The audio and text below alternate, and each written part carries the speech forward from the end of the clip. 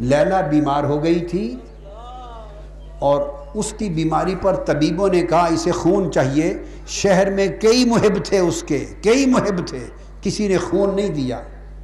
مجنو کو خبر ہوئی، ہر روز بوتل نکال نکال کے خون کی دیتا، نچڑ گیا، جسم نچوڑ ڈالا اور اپنا خون دے دے کے لیلا کو شفا یاب کر دیا. مجنو کے خون سے شفا یاب ہو گئی. لیلا اٹھی، اس نے خیرات کے لیے زردے کی دیگ پکائی، یوں سمجھ لیں، اور طلب کیا سارے فقیروں کو شہر کے کہ میں خیرات بانٹوں. سارے عاشق قطار میں آ گئے، مدعیان عشق قطار میں آ گئے. ہر ایک کا پیالہ بھر بھر کے لیلا دیتی رہی، ڈالتی رہی، دیتی رہی، ڈالتی رہی. ہر ایک کے پیالے بھر بھر کے ڈالتی رہی. ہر کوئی لے کے خوش ہوا. جنہوں نے قطرہ خون کا نہیں دیا تھا لے گئے. جب مجنو کی باری آئی جس نے سارا خون دے دیا تھا، اس نے جو پیالہ آگے کیا تو لیلا نے اوندا ہاتھ مارا، اس کا پیالہ توڑ دیا.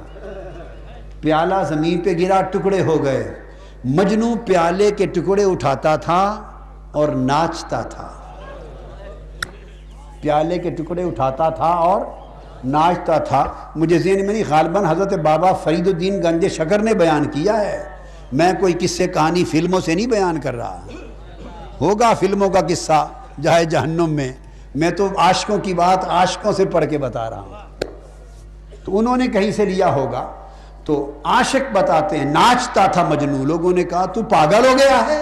اس نے کہا تم پاگل ہو گئے. اس نے تمہارا پیالہ توڑ دیا، بڑے مجمع میں بے عزت کر دیا، کسی اور کے ساتھ ایسا سلوک نہیں کیا، تو تم تو چیختے مارتے، ڈر جاتے، چیخ مارتے ڈر کے مر جاتے، الٹا خوشی سے ناچتے ہو. اس نے کہا ناچتا خوشی سے اس لیے ہوں کہ کسی اور کا پیالہ توڑا ہوتا،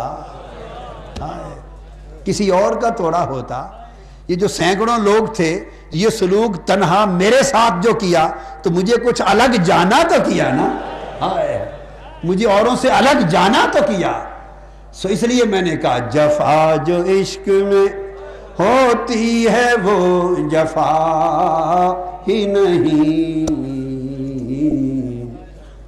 ستم نہ ہو تو محبت کا کچھ مزہ ہی نہیں. حضور داتا گنج بخش علی ہجویری سے پوچھیں اس بنی اسرائیل کے عابد اور عاشق کا حال جس نے 70 سال پہاڑ کی غار میں عبادت کی تھی. کشف المحجوب میں اللہ پاک نے وہی بھیجی پیغمبر کو کہ اسے بتا دیں کہ تمہاری 70 سال کی عبادت ہم نے رد کر دی. جب پیغمبر نے آ کے خبر دی، پیغمبر نے خبر دی، اس عاشق کا چہرہ دمک اٹھا اور حالت وجد میں ناچنے لگ گیا. پیغمبر نے پوچھا تیری تو 70 سال کی عبادت تباہ گئی، بجائے اس کے کہ تو مر جاتا تو خوشی سے ناچتا ہے، کیا سبب ہے؟ اس نے کہا میرا کام تھا عبادت کرنا، قبول ہو یا نہ ہو یہ میرا کام نہ تھا، یہ اس کا کام تھا. میں تو اس لیے ناچتا ہوں کہ 70 سال جو عبادت کی صلہ مل گیا. بھائی کیا ملا؟ یہ کہ اس کے شمار میں تو آ گیا ہونا. ہائے ہائے، یہ اس کی مرضی، محبوب کی مرضی، چاہے مقبولوں میں لکھ دے چاہے مردودوں میں لکھ دے، یہ اس کی مرضی ہے، مگر اس کے کسی نہ کسی حساب و کتاب اور شمار میں تو آ گیا ہوں.